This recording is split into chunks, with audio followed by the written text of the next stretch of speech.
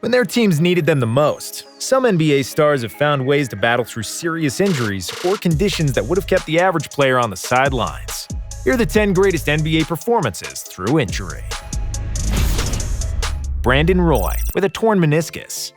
A star whose career was cut way too short due to injuries, Roy did overcome one in unbelievable fashion.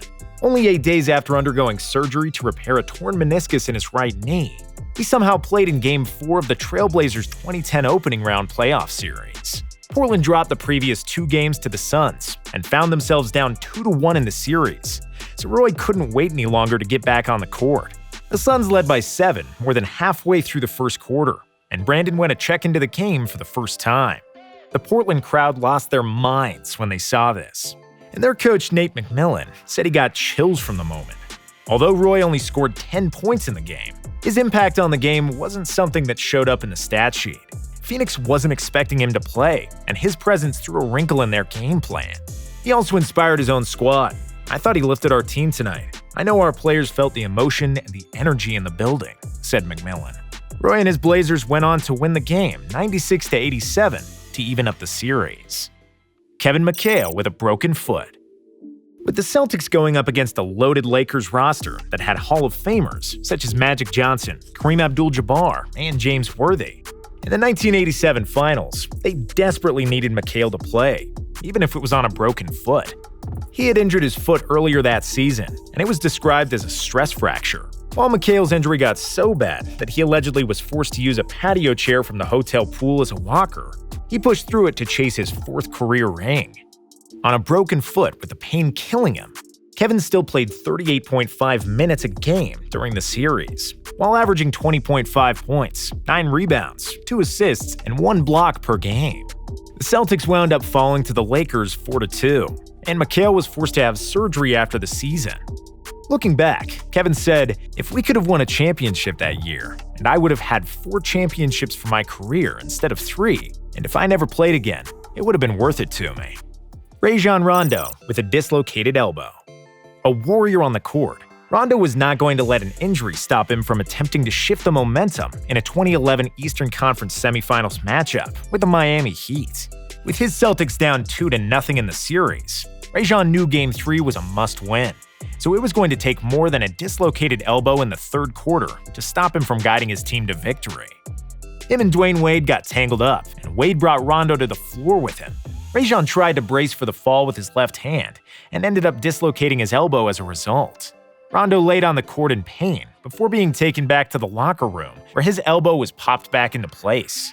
He came out of the tunnel to a standing ovation from the Boston crowd and returned to the game playing with basically one arm.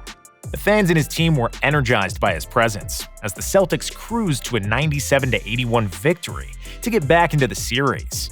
Rondo finished the game with 6 points, 3 rebounds, and 11 assists, and further solidified his spot in the heart of Celtics fans. Michael Jordan's flu game. By far the most well-known performance on this list, the only debating about its place in basketball lore involves the cause of Jordan's sickness. For years, the story was that he had the flu, but recently, some people have been saying it was food poisoning.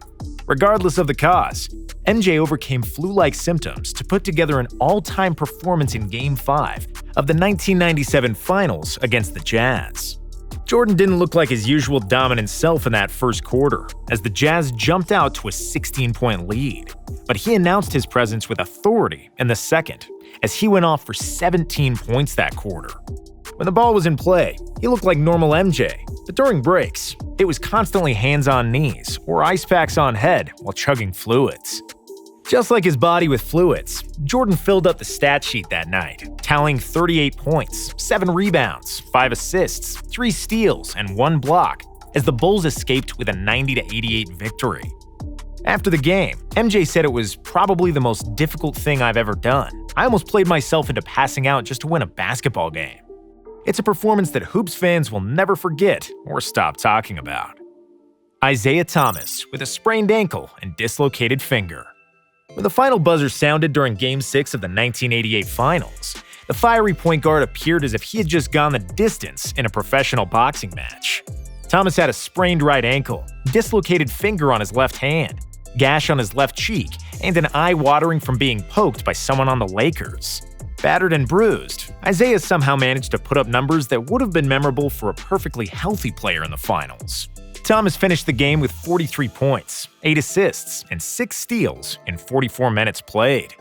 He dislocated his finger early in the game, and the Pistons team doctor at the time believes that Isaiah just popped it back into place himself and kept playing.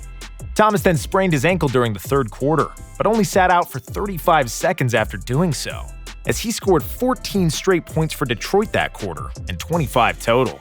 While the Pistons ended up losing by 1 in a heartbreaker, nobody can say it was due to a lack of effort or toughness from their point guard. Kobe Bryant with a torn Achilles. Every basketball fan is familiar with the Mamba mentality, and no moment better encapsulates it than this one. Not that he needed to, but in the fourth quarter of a regular season game in 2013, Kobe showed everyone that his mindset was much more than just a gimmick. Bryant attempted to drive to the hoop before crumbling to the floor and grabbing at his foot. With an already hyperextended knee from earlier in the half, he just tore his Achilles. Instead of exiting the game like the majority of players would, Bryant shot and made both free throws to tie the game and reached 34 points before limping to the bench. Winning this game was crucial for the Lakers' playoffs hopes that season, so Kobe tried to do something crazy, even for his standards. Once he realized his Achilles tendon was gone, he began attempting to pull up his tendon so that he could play the last couple of minutes.